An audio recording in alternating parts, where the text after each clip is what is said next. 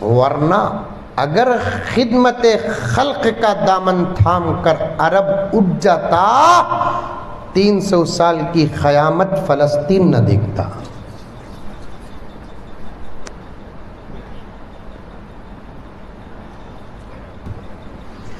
اب میں نے پوچھا کہ یہ پوری مسجد اتنی بڑی تھی مسجد، یہ پوری مسجد کو کتنے روپے کا ماربل لگا؟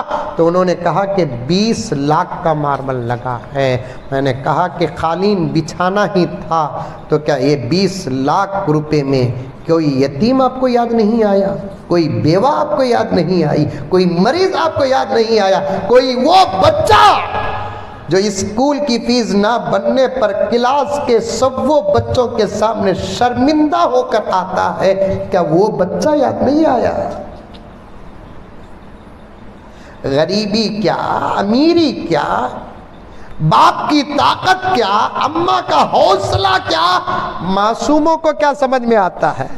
ان کو تو صرف ضد ہی ضد، لینا ہی لینا آتا ہے۔ فیس 300 روپے نہ بننے والے ماں باپ بھی ہیں، 500 روپے نہ بننے والے ماں باپ بھی ہیں، ایڈمیشن فیس نہ بننے والے ماں باپ بھی ہیں۔ جب ماں باپ اسکول میں فیس نہیں بنتے قبلہ، یہ درد کہتے ہوئے میرا دل روتا ہے، جب بچے اسکول میں فیس نہیں بنتے تو اسکول کے ٹیچرز اور ہیڈ ماسٹر اور ہیڈ مس بچوں کے سامنے اس بچے کو ذلیل کرتے ہیں۔ وہ بچہ آ کر اپنے گھر میں کہتا ہے امی فیس کے پیسے دیو، امی ابا فیس کے پیسے دیو ابا، ساتھیوں کے سامنے ٹیچر مجھے ڈانٹے اور کہہ رہے ہیں کہ کل فیس نہیں لائیں گے تو تمہارے اسکول کا داخلہ بند۔ کوئی بچہ کہتا ہے کہ مجھے وہ ہال ٹکٹ نہیں دیا جائے گا فلاں اور فلاں۔ یہ 20 لاکھ روپے میں کیا قوم کے ذمہ داروں کو ایسے بچے یاد نہیں آتے؟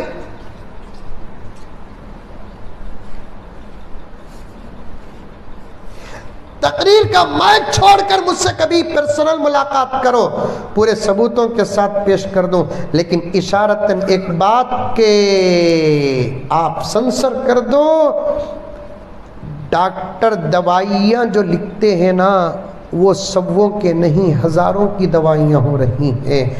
جب شوہر بیماری کے گھاٹ اتر جاتا ہے، بیوی اپنے سہاگ کی حفاظت کے لیے در در پھرتی ہے، آؤ میرے پاس، آؤ ان علماء کے پاس آؤ۔ کہاں سوتے پڑے ہو؟ موبائل سے باہر نکلنے کا وقت نہیں ہے تم کو، موبائل سے باہر نکل کر تم کو تمہارا گھر نظر نہیں آتا تو دنیا کیا نظر آئے گی؟ موبائل سے باہر نکل کر تم کو تمہارا گھر نظر نہیں آتا۔ میرے نوجوانوں، میں تمہارے گریبان کی پٹیاں پکڑ کر ایک رشتہ تمہارے میرے درمیان ہے، حق جتاتے ہوئے کہہ رہا ہوں، موبائل سے باہر نکل کر تم کو تمہاری ماں نظر نہیں آتی، موبائل سے باہر نکل کر تم کو تمہارا باپ نظر نہیں آتا، بیوی بچے نظر نہیں آتے تو قوم کیا نظر آئے گی؟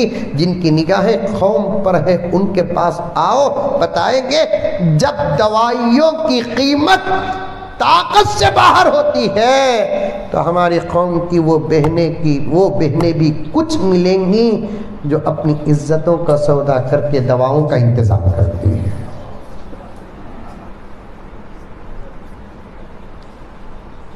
میں تو آپ کچھ بھی کہہ لیں، اس وقت میں تہجد کا سبق پڑھانے سے بھی زیادہ خدمت کا سبق پڑھانا چاہتا ہوں۔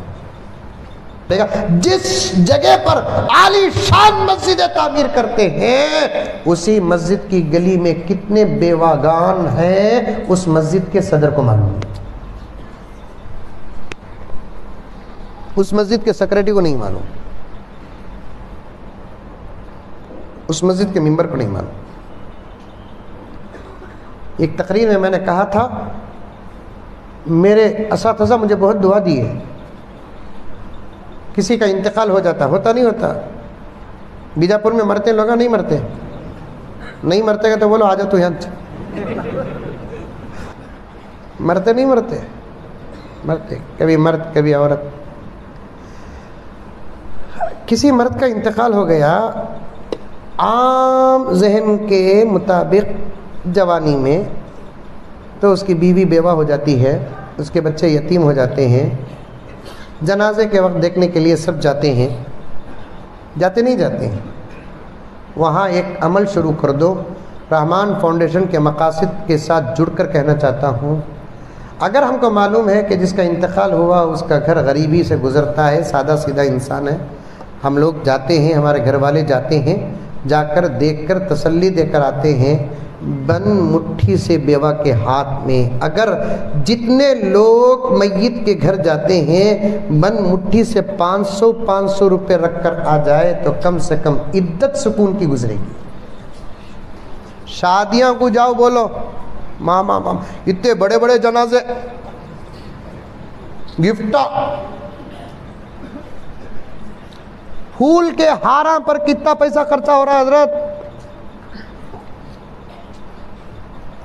وہ کیا مشین بولتے سو وزن اٹھاتی ہے نا، کرین سے پھول کے ہارا پنا رہی ہیں آج کل۔ کیا تبھی کرون کا وہ کیا کہتے ہیں، ہک ٹوٹیا،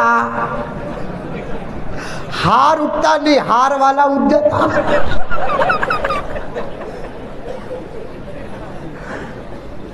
آج کل چل رہا نا صاحب، دوسرے کرے تو کرے، ہم نہ نکو، بات میری بات تمہاری، انما المؤمنون اخوہ۔ کرین سے پھول کا مالا ڈالنے کی ضرورت کیا؟ وہ ایک جگہ میں دیکھا منظر، گزرتے گزرتے پوچھا یہ ہار کی کیا قیمت ہو سکتی ہے؟ تو کسی نے جواب دیا کہ 50,000 روپے۔ وہ بھی ڈالتے بھی نہیں، وہ پھول کا ہار کرین پکڑ لو کو کھڑی تو سامنے آ کو کھڑ جا کو چل جانا، پھر وہ پھول کا ہار دوسری مرتبہ، تیسری چوتھی تو دور کی بات، دوسری مرتبہ بھی کام نہیں آتا۔ ایس مستورات میں